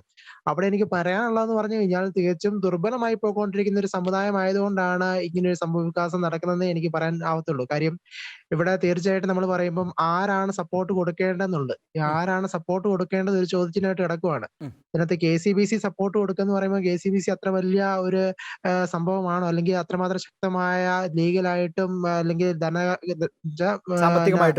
സാമ്പത്തികമായിട്ടും ഒക്കെ തന്നെ ഒരു വലിയൊരു കാര്യമാണോ എന്ന് ചോദിച്ചു കഴിഞ്ഞാൽ അത് നമുക്ക് ഉത്തരവില്ല. അതോടൊപ്പം തന്നെ ഇന്ന സഭ എന്നോ ഇന്ന രൂപതയെന്നോ ഒന്നും നമുക്ക് ഇങ്ങനെ പറയാൻ പറ്റത്തില്ല. കാര്യം തികച്ചും ദുർബലമായി കൊണ്ടിരിക്കുന്ന ഒരു സമുദായമായി ക്രൈസ്തവ സമൂഹം മാറി. അത് ജനസംഖ്യാപരമായിട്ടും സാമ്പത്തികപരമായിട്ടും നമ്മുടെ നിയമപരമായിട്ടും ഇപ്പൊ ഒരു 80:20 എന്നുള്ള അനുപാതം കടുത്ത അനീതിയാണെന്നുള്ളത് വ്യക്തവും കൃത്യവുമായിട്ടും ഇത്രയും വർഷക്കാലം ഇത് പൊക്കോണ്ടിരിക്കുകയായിരുന്നു. ദേശീയ ന്യൂനപക്ഷ കമ്മീഷൻ പോലും ഈ ഒരു കാര്യത്തിൽ റിപ്പോർട്ട് കൊടുത്താണ് 2017 ഈ 80:20 മാറ്റി 60:40 ഒക്കെ ആക്കണമെന്ന് പറഞ്ഞുകൊണ്ട്. എന്തിനു പറയുന്നത്, കേരള സംസ്ഥാന ന്യൂനപക്ഷ കമ്മീഷൻ പോലും കേരള സർക്കാരിന് കൊടുത്തതാണ് 2016 ഈ 80:20 മാറ്റി 60:40 ഒക്കെ ആക്കണമെന്ന്. പക്ഷെ അവരൊന്നും കേട്ടില്ല. ഈവൻ നമ്മുടെ ക്രൈസ്തവ സഭയോ സംഘടനകളോ ആരും തന്നെ ഇതിന് മുൻപേ ആയിട്ട് ഇതൊരു കോടതിയിൽ ഒരു കേസിന് പോവുകയോ ഒന്നും തന്നെ ചെയ്തില്ല. പലപ്പോഴും ഞാൻ ഈ ഒരു വിഷയത്തെ സംബന്ധിച്ച് മുന്നോട്ട് പോയപ്പോൾ എനിക്ക് കിട്ടിയ മറുപടിയാണ്, നിങ്ങളൊരു കേസിന് പോയാൽ സാധിച്ചെടുക്കാവുന്ന കാര്യമുള്ളൂ ഈ ഒരു കാര്യങ്ങള്. അപ്പം അതിന് പോലും ആരും മുതിരുന്നില്ല. അമലും ജസ്റ്റിനും ഒക്കെ ഉള്ളത് കൊണ്ടാണ് ഇത് സാധ്യമായതും. ഒരാളൊരു കേസ് കൊടുത്തപ്പോൾ തീർച്ചയായിട്ടും അത് കോടതി അട്ടർ വയലേഷൻ ഓഫ് കോൺസ്റ്റിറ്റ്യൂഷൻ എന്ന് പറഞ്ഞുകൊണ്ട് രേഖപ്പെടുത്തിയാണ് ഇതിന് ജനസംഖ്യാനവധി വെക്കണം എന്ന് പറഞ്ഞുകൊണ്ടുള്ള മറുപടി തന്നത്. അപ്പം തീർച്ചയായിട്ടും ഇത്രമാത്രം നീതി വിവേചനം നടക്കുമ്പോഴും അതിനെ ചോദ്യം ചെയ്യാൻ പോലും പേടിയാണ്, ദുർബലമാണ് ഇന്നത്തെ ഈ ഒരു സമുദായം എന്നുള്ളതാണ് നമ്മുടെ വാസ്തവം. ആ വാസ്തവമായി കിടക്കുന്ന സമുദായത്തെയൊക്കെയാണ് EWS വിഷയമൊക്കെ വന്നപ്പം സവർണ മേധാവിത്വം അങ്ങനെയൊക്കെ പറഞ്ഞുകൊണ്ട് പല മാധ്യമങ്ങൾ കളിയാക്കാനായിട്ടൊക്കെ ഉള്ള ശ്രമങ്ങളൊക്കെ നടത്തുകയും അവരെന്തോ വലുതാണ്, അവർക്ക് ഭയങ്കര ശൃംഖലയുണ്ട്, അവരങ്ങനെയാണ് ഇങ്ങനെയാണെന്ന് പറഞ്ഞുകൊണ്ട് സഭേനെ എന്തോ വലിയ സ്ഥാനമായിട്ട് കാണുകയും ഞങ്ങളൊക്കെ പാവങ്ങളാണ് എന്നുള്ള ഇരുവാദം മുഴക്കാനായിട്ടൊക്കെ പലരും ശ്രമിക്കുകയും ചെയ്യുന്നത്. ശരിക്കും കേരളത്തിലെ വളരെ ദുർബലമായി കിടക്കുന്ന സമുദായമാണ് ഈ ഒരു ക്രൈസ്തവ സമുദായം. എല്ലാവരും നികുതി കൊടുക്കുന്നതാണ്. ആ നികുതി കൊടുക്കുന്ന സമുദായം തന്നെയാണ് ക്രൈസ്തവ സമുദായം. ഈ ന്യൂനപക്ഷങ്ങളെ ന്യൂനപക്ഷമായി ദുർബലമായി കൊണ്ടുവരുന്ന സമുദായത്തെ സംരക്ഷിക്കുന്ന സർക്കാരിന്റെ ചുമതലയാണ്, കടമയാണ്. കേന്ദ്ര സംസ്ഥാന സർക്കാരുകൾ കൃത്യമായ ന്യൂനപക്ഷ ആ ഒരു വകുപ്പിൽ മന്ത്രാലയത്തിൽ ഒരു ക്രിസ്ത്യൻ പ്രാതിനിധ്യമെങ്കിലും ന്യൂനപക്ഷ ഇത് ഞാൻ കൊടുക്കുന്നുണ്ട്. തിരിച്ചു വരാം. പക്ഷേ എനിക്ക് കേരളത്തിൽ അഡ്വക്കേറ്റ് ലോപ്പസ് അതുപോലും മാത്യുവിന് എനിക്കൊന്ന് അദ്ദേഹം ഇവിടെ ഉണ്ടെന്ന് ഞാൻ കരുതുന്നു. അവസാനമായിട്ട് അദ്ദേഹം പോവുകയാണ്. അദ്ദേഹത്തിന് ഇപ്പോൾ ഈ ചർച്ചയിൽ അദ്ദേഹത്തിന് എനിക്ക് തോന്നുന്നു ലീവ് ചെയ്യേണ്ട സമയമായിട്ടുണ്ട്. അഡ്വക്കേറ്റ് ലോപ്പസ് മാത്യു, കാര്യങ്ങളുടെ തീരുമാനം ഔദ്യോഗികമായിട്ടില്ലെന്ന് അങ്ങേക്ക് നിലപാട് ഞാൻ ഓർത്തുകൊണ്ട് ചോദിക്കുന്നു. ഈ വിഷയത്തിൽ ഏറ്റവും അവസാനം അങ്ങേക്ക് എന്താണ് പറഞ്ഞ് അവസാനിപ്പിക്കാനുള്ളത്? എനിക്ക് ഈ ചർച്ചയുടെ വിളിച്ചിട്ട് പറയാനുള്ളത്, ഒന്നിപ്പം രണ്ടുപേരും, ഒന്ന് ജോണി പറഞ്ഞ കാര്യം, ഈ സമുദായത്തിന് വേണ്ടി ശബ്ദിക്കുന്ന കൃത്യമായിട്ട് പറഞ്ഞ രാഷ്ട്രീയ നേതാക്കന്മാർക്ക് ആ നിലയ്ക്കുള്ള പ്രൊട്ടക്ഷൻ അല്ലെ പ്രോത്സാഹനം ലഭിക്കുന്നില്ല എന്ന് അദ്ദേഹം പറഞ്ഞു. അതൊരു വശത്തുണ്ട്, ഇല്ലെന്ന് പറയുന്നില്ല. അതേസമയം ഇപ്പോൾ ഒരു ആശാവഹമായ ഒരു കാര്യമുള്ള, നമ്മൾ എന്ത് പറഞ്ഞാലും ഈ ക്രിസ്ത്യൻ സമൂഹം കേരളത്തിൽ ഉന്നതമായ രീതിയിൽ വിദ്യാഭ്യാസ രംഗത്തും മറ്റ് സാമ്പത്തിക രംഗത്തും ഒക്കെ നിൽക്കുന്ന ഒരു കാലഘട്ടമായിരുന്നു. അതുകൊണ്ടാണ് ഈ കാര്യങ്ങളിലേക്ക് വലിയൊരു ആവശ്യകത തോന്നാൻ വന്നത്. പക്ഷെ അതിനുശേഷം ഇപ്പോൾ നമുക്കറിയാം, സാമ്പത്തികമായി അവരുടെ പറഞ്ഞു ഉൾപ്പെടെയുള്ള കാര്യങ്ങൾ സാമ്പത്തികമായി, അതുപോലെ വിദ്യാഭ്യാസപരമായിട്ട് എല്ലാവരും സ്ഥാപനങ്ങളുമായിട്ട് മുന്നോട്ട് വന്നു.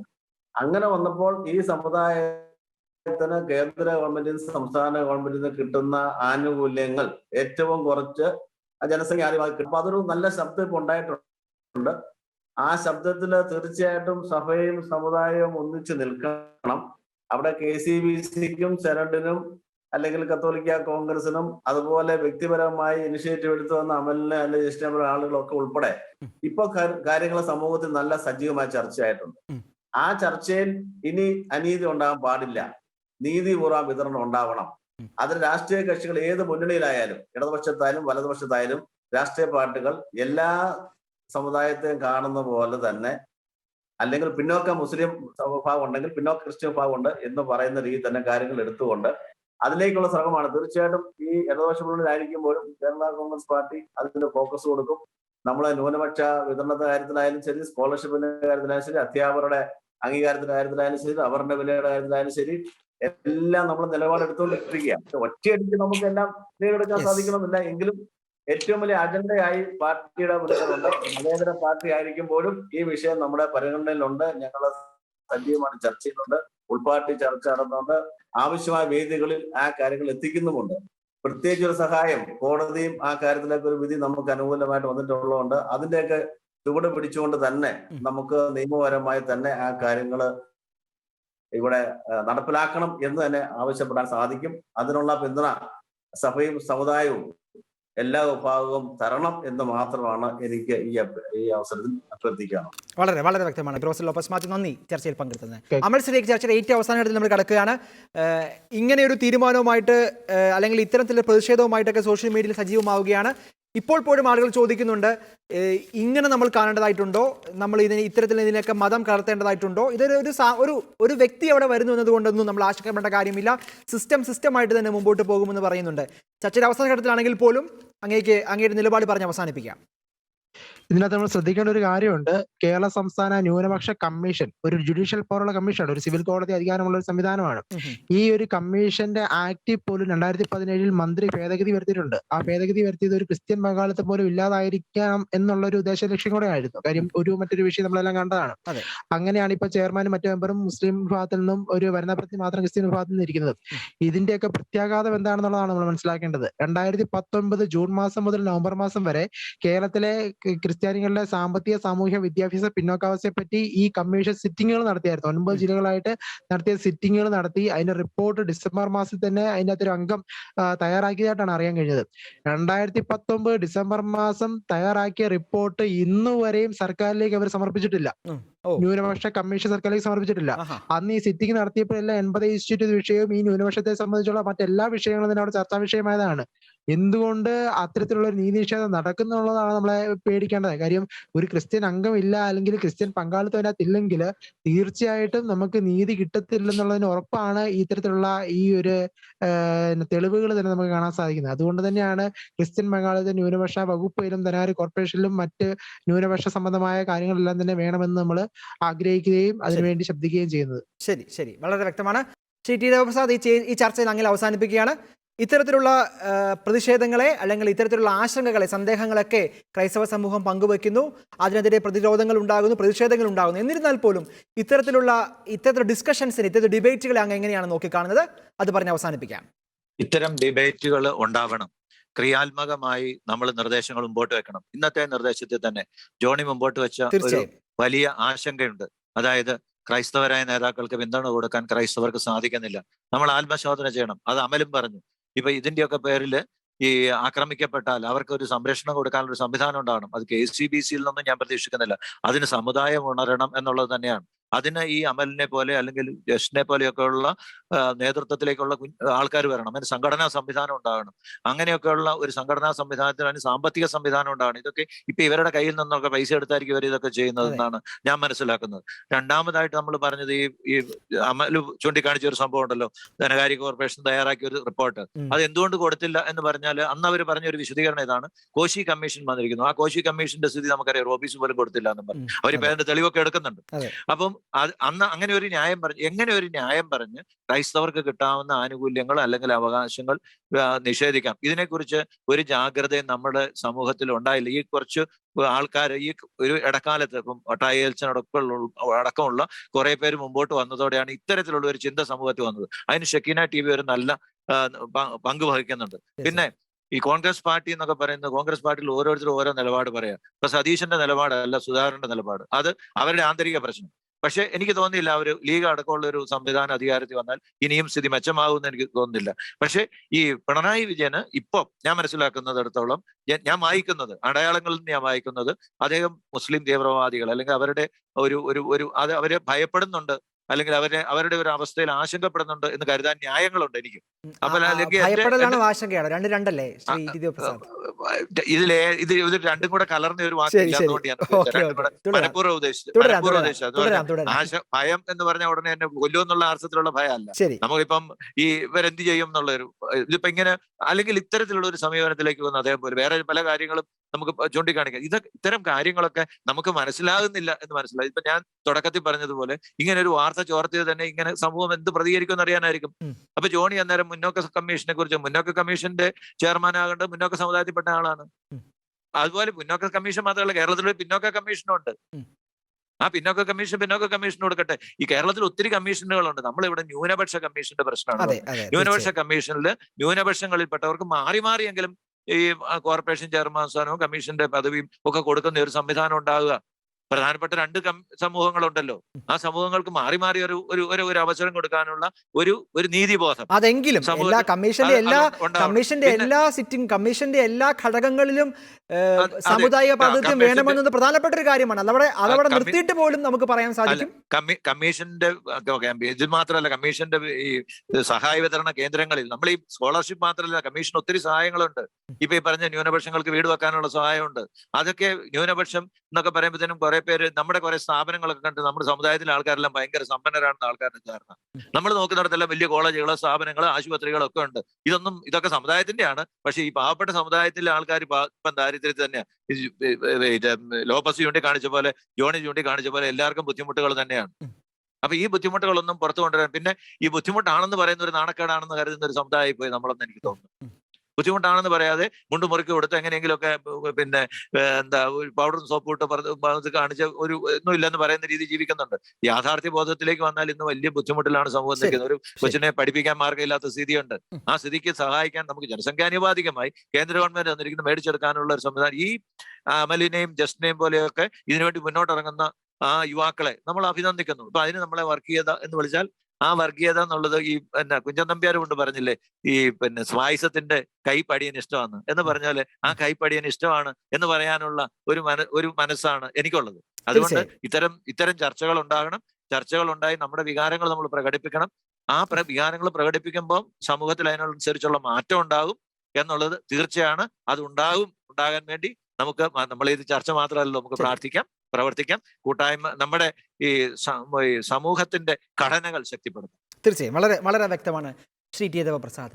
കേരളത്തിലെ ക്രൈസ്തവ സമൂഹം നിരന്തരമായി അവഗണനയും നീതി നിഷേധവും നേരിടുമ്പോൾ അതിൽ ഒരു പ്രത്യാശയുടെ തിരിവട്ടമായിട്ടാണ് സംസ്ഥാനത്തെ ധനകാര്യ കോർപ്പറേഷന്റെ അംഗത്വം ഒരു ക്രൈസ്തവ വ്യക്തിക്കു തന്നെ നൽകണം എന്ന ഒരു ആശയം അല്ലെങ്കിൽ ആ ഒരു സംവാദം സോഷ്യൽ മീഡിയയിലും മറ്റു മാധ്യമങ്ങളിലുമൊക്കെ ചൂടുപിടിച്ചത്. ഇതിൽ ഔദ്യോഗികമായ ഒരു നിലപാട് എടുത്തിട്ടില്ല എന്നാണ് കേരള കോൺഗ്രസ് എം പ്രതിനിധി ഷെക്കേന ബിഗ് ഡിബേറ്റിനോട് പറഞ്ഞതെങ്കിലും ശുഭകരമായ തീരുമാനങ്ങൾ ഉണ്ടാകാൻ വേണ്ടി കാത്തിരിക്കാം. അതിനെല്ലാം അപ്പുറമായിട്ട് ഒരു പ്രത്യേക സമൂഹത്തെയോ സമുദായത്തെയോ ഒന്നും സന്തോഷിപ്പിക്കുകയോ പ്രീതിപ്പെടുത്തുകയോ പ്രീണനം നടത്തുകയോ ഒന്നും ചെയ്യാതെ എല്ലാവർക്കും കൃത്യമായ സ്ഥാനവും കൃത്യമായ പദവികളും പ്രാതിനിധ്യവും ഉറപ്പുവരുത്തുവാൻ കേരളത്തിലെ സർക്കാർ സംവിധാനങ്ങൾക്ക് സാധ്യമാകണം. അവിടെയാണല്ലോ സാമുദായികമായിട്ടുള്ള സന്തുലനം സാധ്യമാകുക. അതാണല്ലോ ഒരു നല്ല നാടിന് ആവശ്യവും. ഈ ചർച്ച ഇവിടെ അവസാനിപ്പിക്കുന്നു. ഏറെ സജീവമായി ഈ ചർച്ചയിൽ പങ്കെടുത്ത ശ്രീ ജോണി നെല്ലൂർ, പ്രൊഫസർ ലോപ്പസ് മാത്യു, ശ്രീ ടി ദേവപ്രസാദ്, ശ്രീ അമൽ സെറിയക്, 4 പേർക്കും നന്ദി.